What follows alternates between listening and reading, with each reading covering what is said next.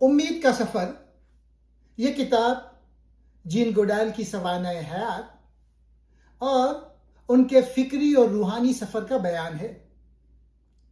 جین گوڈال دنیا کی مشہور ماہر حیوانیات ہیں، خاص طور پر افریقہ میں چمپینزیز پر اپنی تحقیق کے باعث۔ اس کتاب میں وہ صرف اپنی سائنسی کامیابیوں کا ذکر نہیں کرتی، بلکہ اپنی ذاتی زندگی، مشکلات اور زندگی کے گہرے سوالات پر بھی غور کرتی ہیں۔ 5 اہم نکات ہیں۔ بچپن اور خواب۔ جین نے بچپن سے ہی جانوروں سے محبت کی۔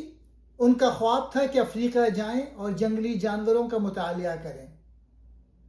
غربت اور وسائل کی کمی کے باوجود انہوں نے یہ خواب پورا کیا۔ چمپینزیز کے ساتھ تجربات۔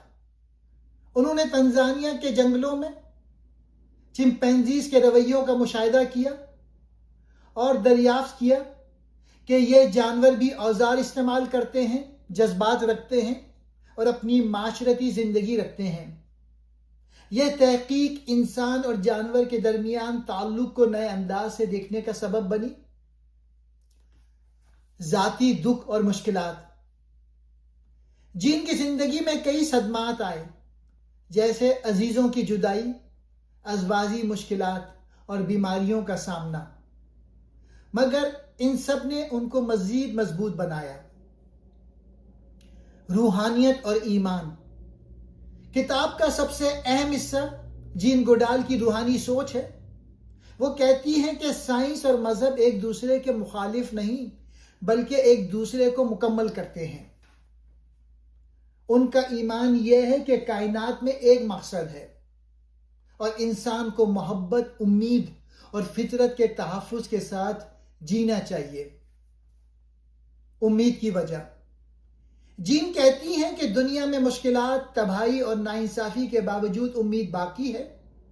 یہ امید ہمیں فطرت، نوجوان نسل، انسانی جذبے اور چھوٹے چھوٹے مثبت کاموں سے ملتی ہے۔ بچپن اور خواب۔ جین گوڈال کا بچپن انگلینڈ میں گزرا۔ وہ بچپن سے ہی جانوروں سے بے حد محبت کرتی تھی۔ ان کا دل ہمیشہ فطرت، جنگل اور جانوروں کی دنیا کی طرف کھنچتا رہتا تھا۔ جانوروں کی دلچسپی۔ وہ اکثر گھنٹوں اپنے باغ میں بیٹھی رہتی اور جانوروں کو غور سے دیکھتی۔ کبھی مرغیوں کے انڈے دینے کا طریقہ دیکھنے کے لیے چھپ جاتی، تو کبھی پرندوں اور خرگوشوں کا مطالعہ کرتی۔ کتب سے لگاؤ۔ انہیں جانوروں اور جنگلوں پر مبنی کہانیاں پڑھنے کا بہت شوق تھا۔ مشہور کتاب ٹارزن آف دی ایپس ان کی پسندیدہ کتابوں میں سے تھی۔ وہ اکثر سوچتی تھی کہ کاش وہ بھی جنگل میں جا کر جانوروں کے ساتھ رہ سکیں۔ خواب۔ بچپن ہی میں انہوں نے فیصلہ کر لیا تھا کہ وہ افریقہ جائیں گی اور جنگلی جانوروں کا مطالعہ کریں گی۔ یہ خواب اس وقت کے لحاظ سے بہت مشکل اور غیر معمولی تھا، خاص طور پر ایک لڑکی کے لیے، مگر جین نے اپنے خواب کو کبھی نہیں چھوڑا۔ ماں کی حوصلہ افزائی۔ ان کی والدہ ہمیشہ ان کے ساتھ کھڑی رہی۔ جب لوگ ہنستے تھے کہ ایک لڑکی جنگل میں کیسے جا سکتی ہے، تو ان کی ماں کہتی تھی، اگر تم واقعی کچھ کرنا چاہو اور محنت کرو تو کوئی خواب ناممکن نہیں۔ جین گوڈال کا بچپن ایک عام بچی کا نہیں تھا، بلکہ تجسس، جستجو اور خوابوں سے بھرا ہوا تھا۔ وہ فطرت سے سیکھتی تھیں، جانوروں سے محبت کرتی تھیں، اور ان کا بڑا خواب یہی تھا کہ ایک دن وہ افریقہ جا کر جانوروں کے قریب رہیں گی۔ یہی خواب ان کی پوری زندگی کی بنیاد بن گیا۔ چمپینزیز کے ساتھ تجربات۔ جب جین گوڈال جوان ہوئی تو ان کا خواب پورا ہوا۔ وہ افریقہ گئیں اور تنزانیہ کے علاقے نیشنل پارک میں جنگلی چمپینزیوں کا مطالعہ شروع کیا۔ شروع کے دن۔ ابتدا میں ان کے لیے یہ بہت مشکل تھا۔ جنگلی چمپینزیز انسان کو قریب نہیں آنے دیتے تھے۔ وہ فوراً درختوں پر چڑھ جاتے یا بھاگ جاتے۔ جین نے صبر، سکون اور خاموشی کے ساتھ مہینوں تک ان کے قریب جانے کی کوشش کی۔ آہستہ آہستہ کچھ چمپینزیز ان پر اعتماد کرنے لگے۔ بڑی دریافتیں، اوزار کا استعمال۔ جین نے پہلی بار یہ دیکھا کہ چمپینزیز لکڑی کی ٹہنیوں کو چھیل کر دیمک نکالنے کے لیے استعمال کرتے ہیں۔ یہ ایک بہت بڑی دریافت تھی، کیونکہ اس سے پہلے سائنسدان سمجھتے تھے کہ صرف انسان ہی اوزار استعمال کرتا ہے۔ سماجی زندگی اور تعلقات، انہوں نے پایا کہ چمپینزیز کی اپنی سماجی دنیا ہے۔ وہ ایک دوسرے سے دوستی کرتے ہیں، غصہ ہوتے ہیں، صلح کرتے ہیں، اور ماں اپنے بچوں کو پیار سے پرورش کرتی ہے۔ احساسات اور جذبات، جین نے لکھا کہ چمپینزیز خوشی، غم، حسد، محبت اور دکھ سب محسوس کرتے ہیں۔ یہ انسانوں اور جانوروں کے درمیان مماثلت کا سب سے بڑا ثبوت تھا۔ مشکلات، کئی بار انہیں خطرات کا سامنا کرنا پڑا، جیسے جنگل کی بیماریاں، جنگلی جانوروں اور اکیلے پن سے، لیکن ان کا عزم اتنا مضبوط تھا کہ انہوں نے یہ مشکلات جھیل لیں۔ جین کے چمپینزیز کے ساتھ تجربات نے دنیا کو یہ سمجھنے پر مجبور کیا کہ انسان اور جانور ایک دوسرے سے بہت جڑے ہوئے ہیں۔ جانور صرف بے حس مخلوق نہیں، بلکہ وہ بھی سوچ اور احساس رکھتے ہیں۔ فطرت کو سمجھنے کے لیے صبر، قربت اور احترام ضروری ہے۔ ذاتی دکھ اور مشکلات، جین گوڈال کی زندگی صرف کامیابیوں سے بھری نہیں تھی، بلکہ اس میں کئی کٹھن لمحات اور دکھ بھی شامل تھے۔ انہوں نے اپنی سوانح حیات میں ان مشکلات کو کھل کر بیان کیا ہے۔ ازواجی زندگی، جین نے افریقہ میں کام کرتے ہوئے ہوگو ون لوئکس نامی فوٹوگرافر سے شادی کی۔ وہ دونوں افریقہ میں فطرت اور جانوروں کے مطالعے پر کام کرتے تھے۔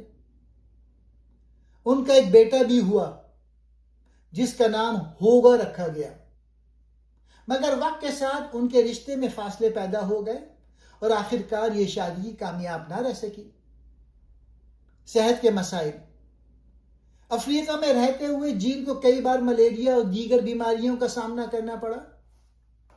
سخت حالات، محدود سہولتیں اور تنہائی نے بھی ان کی صحت کو متاثر کیا۔ عزیزوں کی جدائی، جین کے لیے سب سے بڑا دکھ ان کی ماں اور بعد میں ان کے قریبی ساتھیوں کی وفات تھی۔ وہ اکثر لکھتی ہیں کہ ان جدائیوں نے انہیں اندر سے توڑ دیا، مگر ساتھ ہی ان میں یہ حوصلہ بھی پیدا کیا کہ زندگی کو مزید مقصد کے ساتھ جئیں۔ تنقید اور مشکلات، جب جین نے اپنی دریافتوں کو دنیا کے سامنے پیش کیا تو کئی سیاستدانوں نے ان پر تنقید کی کہ وہ بہت زیادہ انسانی جذبات جانوروں سے منسوب کرتی ہیں۔ انہیں یہ بھی کہا گیا کہ وہ روایتی سائنس کے اصولوں پر نہیں چل رہی، لیکن وقت نے ثابت کیا کہ جین کی تحقیق درست تھی اور ان کے مشاہدات نے سائنس کی سوچ بدل دی۔ ان مشکلات نے جین کو یہ سکھایا کہ دکھ اور جدائی زندگی کا حصہ ہیں، لیکن انسان ان سے سیکھ کر مزید مضبوط بن سکتا ہے۔ اگر مقصد بڑا ہو تو مشکلات رکاوٹیں نہیں بنتی۔ صبر، برداشت اور یقین سے انسان ہر حال میں آگے بڑھ سکتا ہے۔ روحانیت اور ایمان، جین گوڈال کی شخصیت کا یہ پہلو ان کی کتاب کا سب سے مرکزی اور گہرا حصہ ہے۔ وہ صرف سائنسدان نہیں تھیں، بلکہ ایک حساس اور روحانی سوچ رکھنے والی انسان بھی تھیں۔ سائنس اور مذہب کا تعلق، جین کہتی ہیں کہ سائنس اور ایمان میں تضاد نہیں ہے۔ سائنس کائنات کے کیسے کو بیان کرتا ہے اور مذہب یا ایمان اس کے کیوں کو۔ ان کے نزدیک یہ دونوں ایک دوسرے کو مکمل کرتے ہیں، نہ کہ ایک دوسرے کے مخالف ہیں۔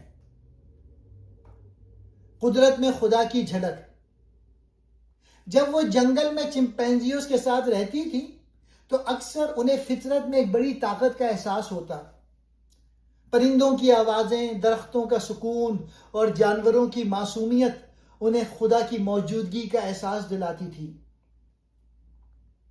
دکھ اور جدائی میں ایمان، اپنی ذاتی مشکلات، جیسے عزیزوں کی وفات یا شادی کا ناکام ہونا، ان سب میں انہوں نے ایمان کے ذریعے حوصلہ پایا۔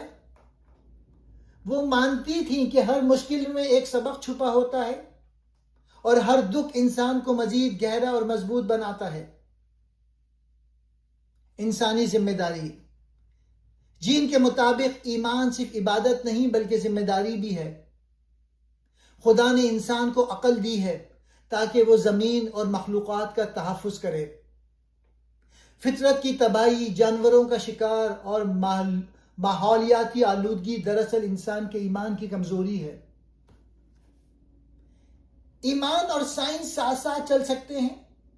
فطرت میں خدا کی نشانیاں چھپی ہوئی ہیں۔ اصل ایمان یہ ہے کہ ہم زمین، انسانوں اور جانوروں کے لیے محبت، انصاف اور حفاظت کا رویہ اپنائیں۔ امید کی وجہ، جن گڈال نے اپنی پوری زندگی میں جنگل، جانوروں، انسانوں اور معاشروں کو قریب سے دیکھا۔ انہوں نے تباہی، ناانصافی اور مشکلات بھی دیکھی، مگر ان سب کے باوجود وہ ہمیشہ امید کی بات کرتی ہیں۔